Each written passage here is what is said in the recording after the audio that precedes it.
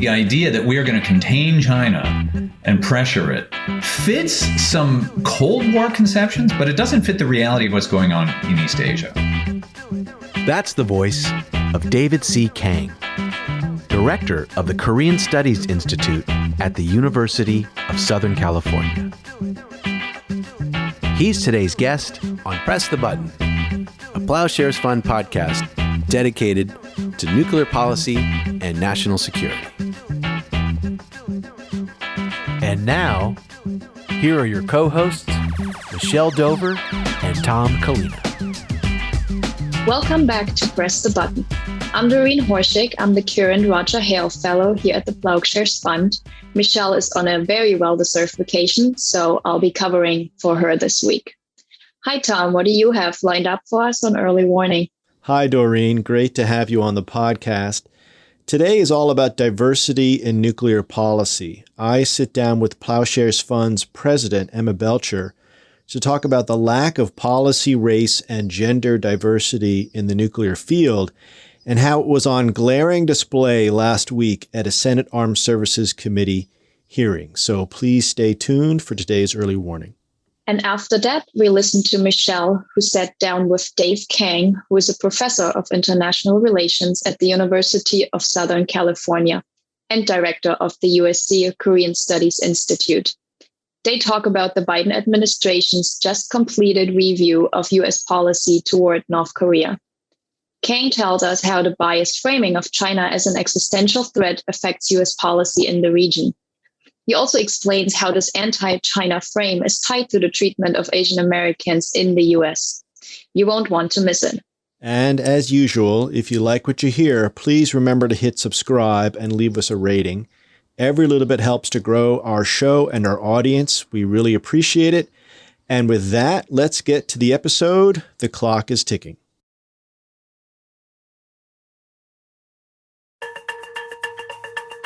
And now, Early Warning. Early Warning. Early Warning. Early Warning. A 7-minute synopsis of this week's nuclear news. We're turning the tables today on Early Warning. Something happened this week that we really need to talk about. It relates to diversity, equity, inclusion and access, something that's a priority for us here at Plowshares Fund. I'm going to be chatting to Press the Button host Tom Kalina about a Senate Armed Services Committee hearing that happened on Wednesday, April 28th.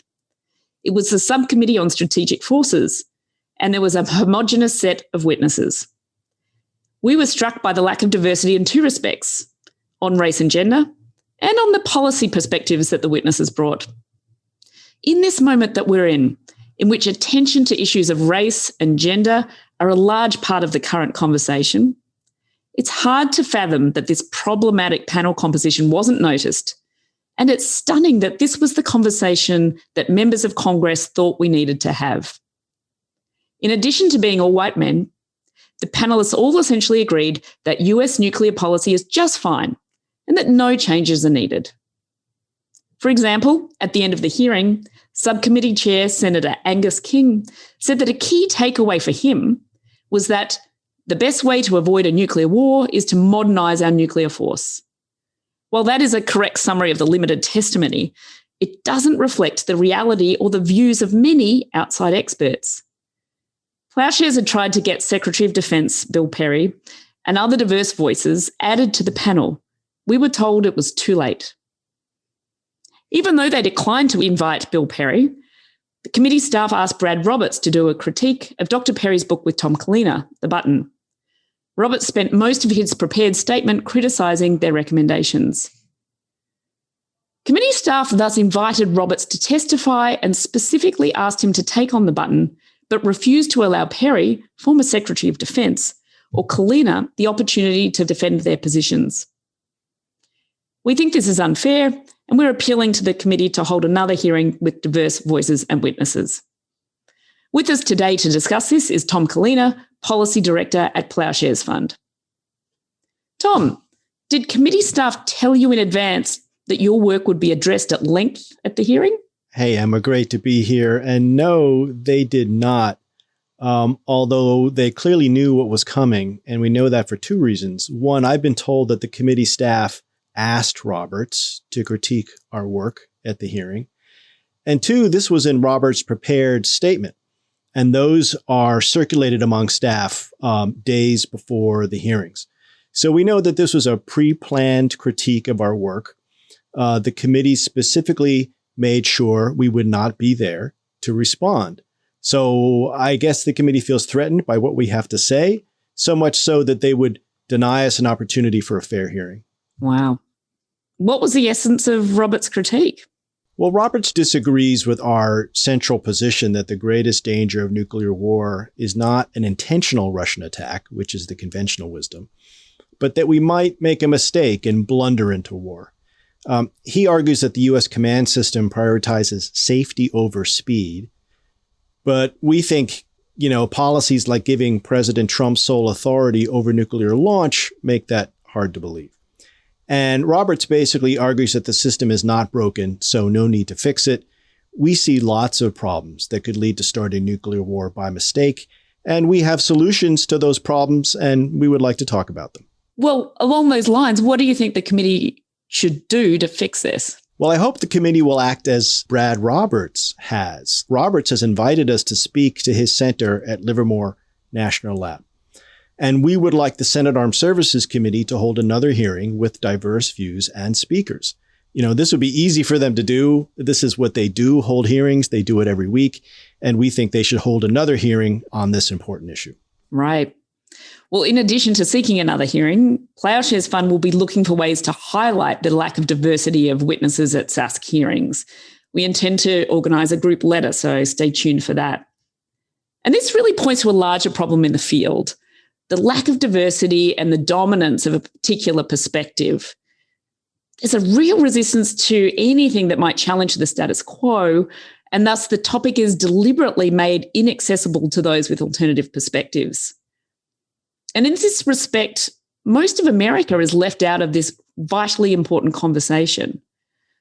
And at a time in which we desperately need money to address the pandemic and public health, climate change, racial justice, infrastructure, education, and the economy, we all need a say about how our national treasure is spent. Blindly accepting arguments about modernisation that would cost upwards of $2 trillion over the next few decades is simply irresponsible. So we need more voices in this debate. And we know through research that more voices with more diverse perspectives leads to better policies and better outcomes. And so there's really something we can all do about this.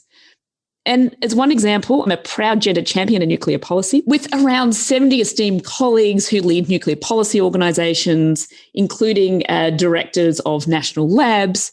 I've taken the panel pledge and I ask questions about gender diversity before I agree to speak in an event. I want to ensure that diverse voices are represented in anything that I participate in. And I know there's a certain headiness that goes with being invited to testify in Congress, but I would like to encourage people who are asked, before saying yes, to ask those questions of conference organisers about diversity on their panels, including with congressional testimony.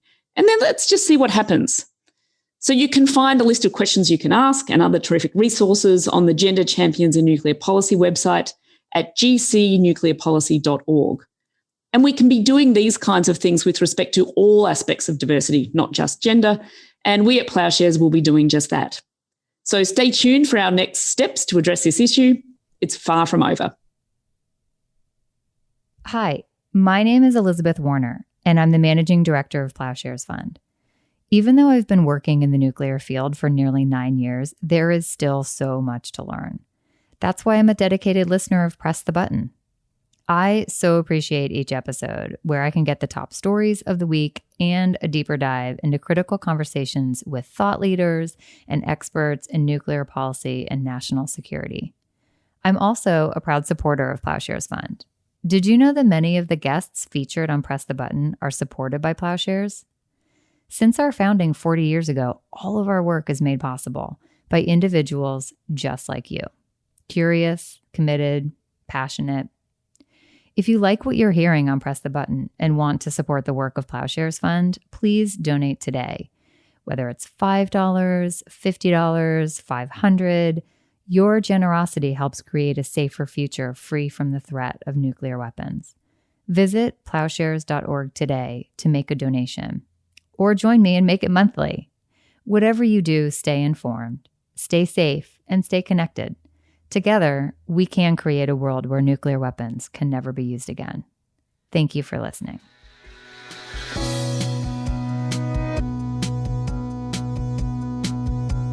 Dr. David Kang is the Maria Crutcher Professor of International Relations at the University of Southern California and Director of the USC Korean Studies Institute.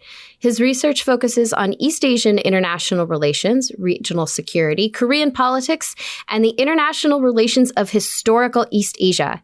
If you study nuclear policy, you have probably encountered the book he co-wrote with Dr. Victor Cha, Nuclear North Korea, a debate on engagement strategies. But that is just one of many books and articles he has written, including an upcoming article in International Organization about state formation in Korea and Japan. Dave, welcome to the show. Thank you for having me. It's a delight. So, setting the stage, the Biden administration will soon complete its review of U.S. policy toward North Korea. We are seeing the new administration beginning to make the rounds and talking with its allies, with President Biden's recent meeting with Japanese Prime Minister Suga and next month's planned meeting with South Korean President Moon Jae-in. As we wait to see what paths the administration plans to pursue, what are the key choices facing the team when it comes to addressing the North Korean nuclear weapons program? Sadly, the choices today are the same as they were 10 years ago and as they were 40 years ago. We are in the same place on North Korea that we've been for decades, which is a tragedy. But essentially, the choices are the same as they've always been. Do we pressure them? Sanctions, try and contain? Or do we engage them and try and use diplomacy and open them up? Decades of both Republican and Democratic administrations have chosen to contain North Korea and pressure it and wait them out. My sense is that the Biden administration is going to do the same thing. But what is waiting them out going to do? I mean, what does the world look like from the North Korean perspective, you know, after these past 4 years of summits and, you know, as some would say, photo ops? There are two issues about that. The first one is, from the North Korean perspective, this is fine. I think this is, I think this is one of the most self-defeating policies the United States has taken. It works for domestic political reasons. We look tough on these bad guys, these North Koreans. How dare they? And we don't get anywhere closer to solving it. From the North Korean perspective, this is great because this is exactly what they chose to do, which is 4 years ago, Kim Jong-un marched up the hill. They had been down sort of below at the bottom of the hill saying, don't make me go up the hill and nuclearize. And then clearly in 2017, North Korea decided they were going to march up to the top of the hill, nuclearize, test their weapons and missiles, and then sit there and say, okay, what are you going to do about it?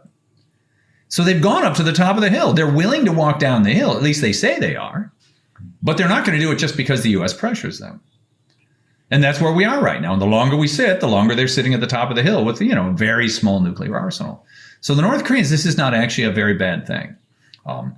Where we left off with the Trump administration was the Hanoi summit between Kim Jong-un, North Korea's leader, and President Trump, where in Vietnam they had a meeting. Both sides thought there was a small deal. Some limited sanctions relief on the American side, and the North Koreans were offering to shut down the Yongbyon nuclear facility, which is the original place they had started to make nuclear bombs. It was going to be small for small. Somebody went big.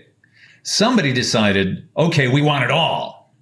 The North Koreans say that Trump went big. A lot of the memoirs that have come out from guys like Bolton show that it was actually the Trump side.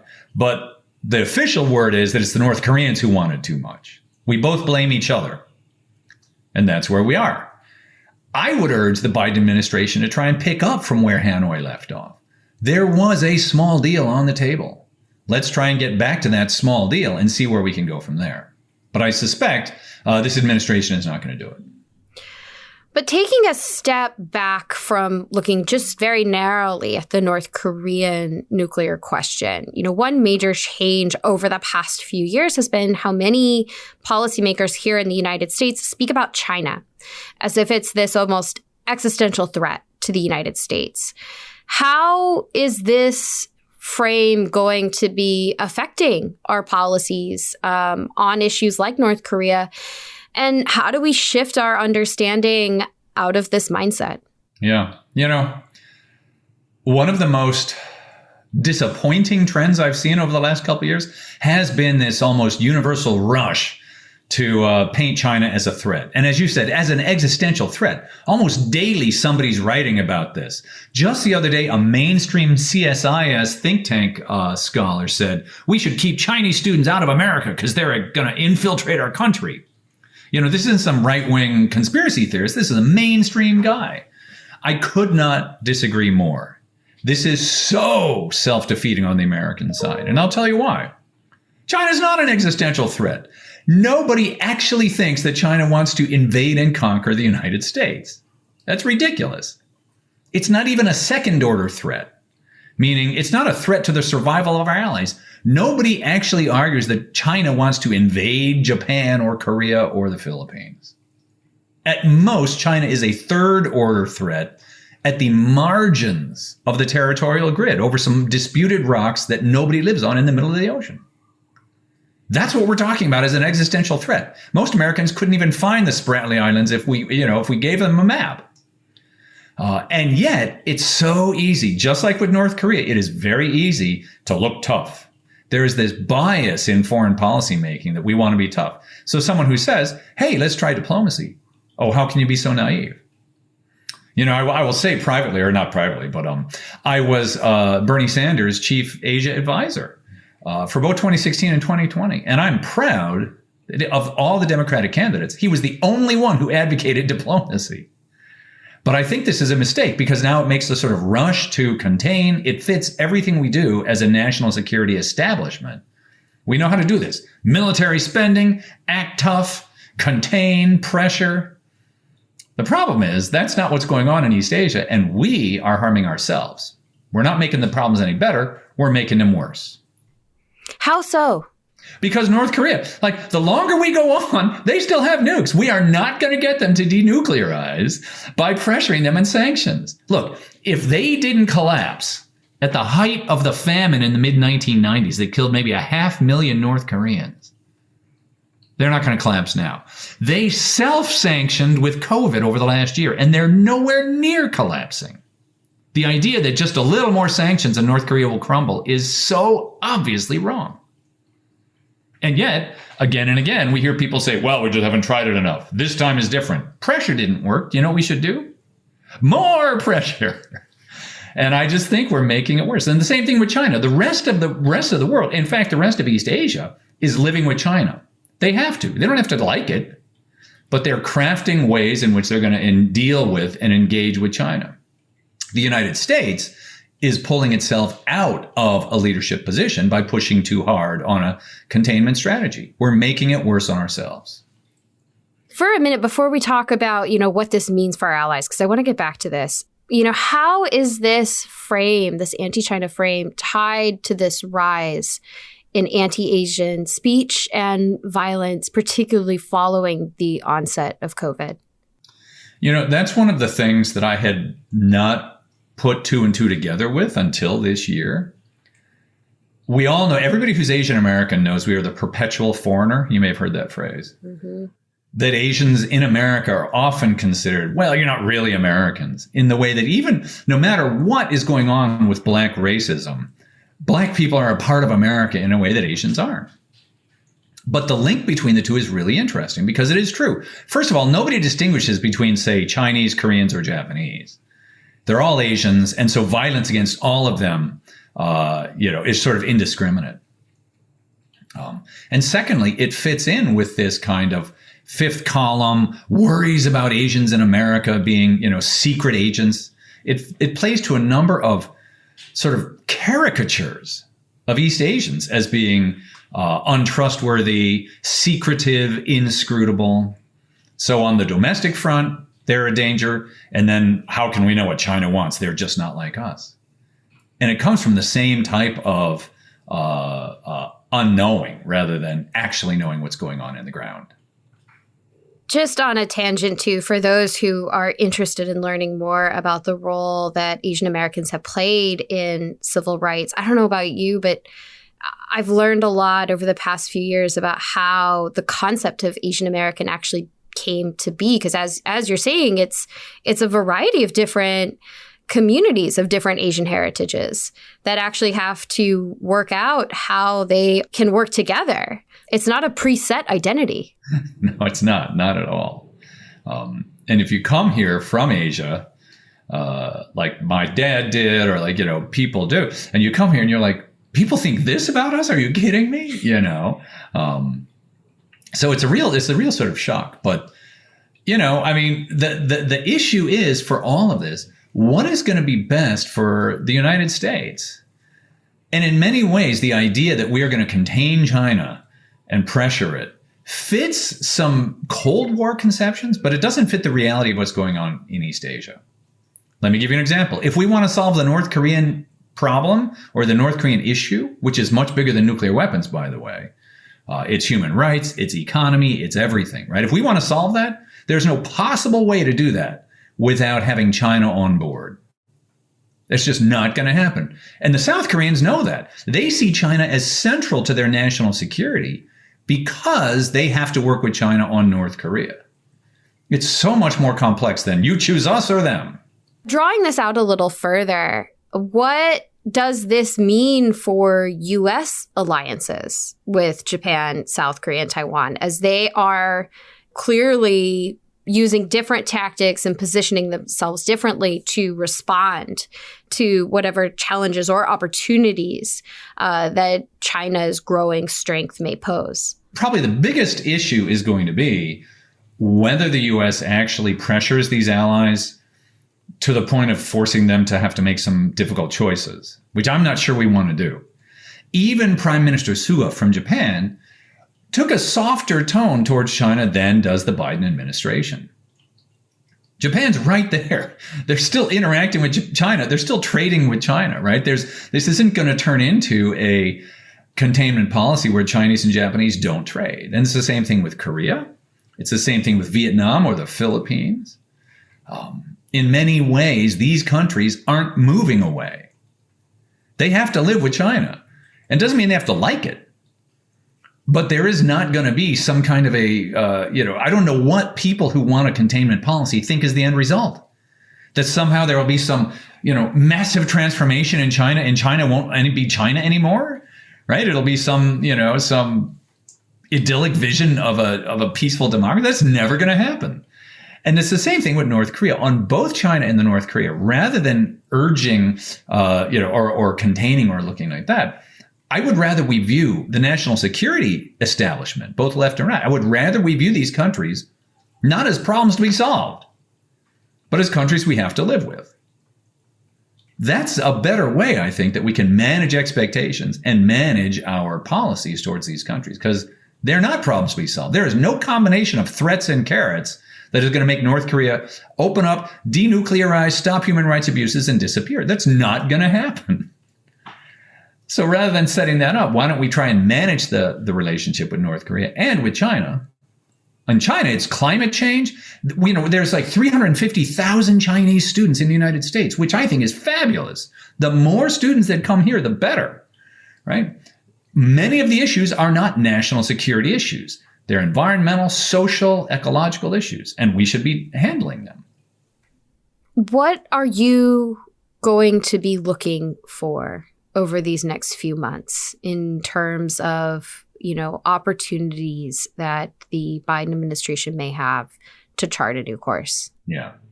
The Biden administration says, all administrations say, since the early Clinton or the old, George Bush, we've tried to talk to the North Koreans. They just won't talk to us. All right, maybe you tried. I suspect it was a half-hearted, well, if you're willing to come and surrender, we'll talk to you kind of a thing, right? The North Koreans aren't helping themselves because they're not in any hurry to talk either. But in many ways, what I'm looking for is the Biden administration flexible on this, particularly with the way that South Korea is approaching North Korea.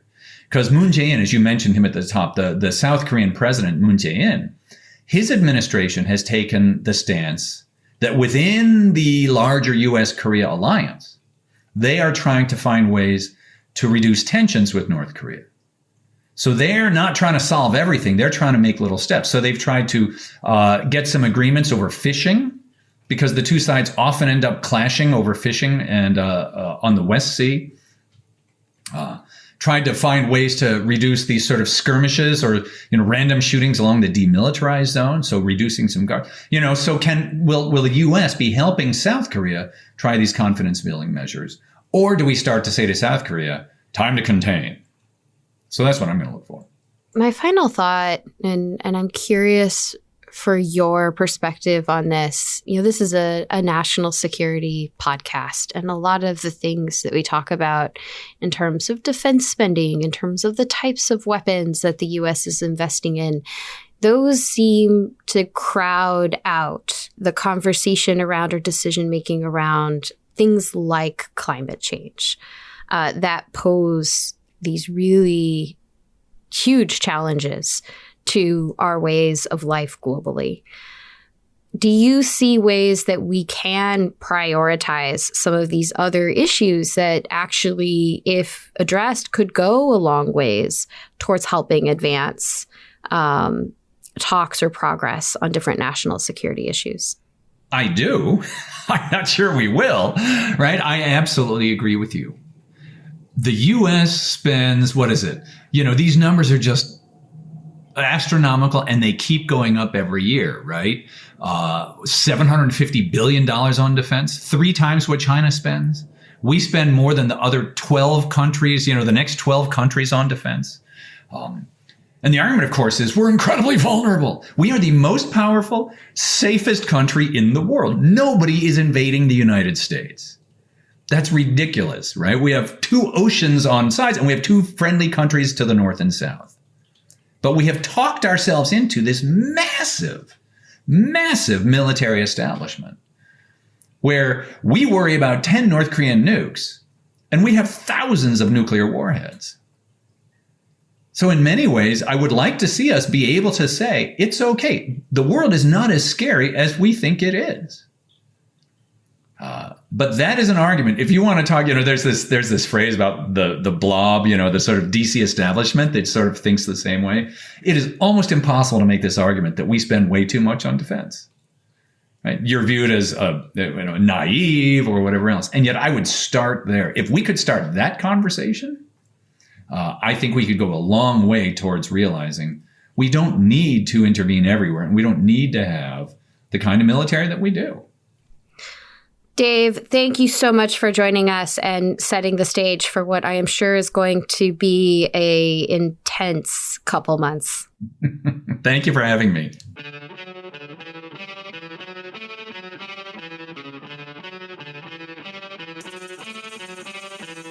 Thanks for listening to Press the Button. This podcast is produced and edited by Derek Sender, Will Lowry, and Delphine Vigil, with research and assistance from Doreen Horschig and Harry Tarpey. Sound design by Derek Sender. Audio engineering by Derek Sender and Will Lowry. Our theme song is by Lyrics Born and the Poets of Rhythm, sampled with kind permission. Additional music by San Francisco-based bands 17 Evergreen and the Society of Rockets. To continue the dialogue and support our work, visit plowshares.org.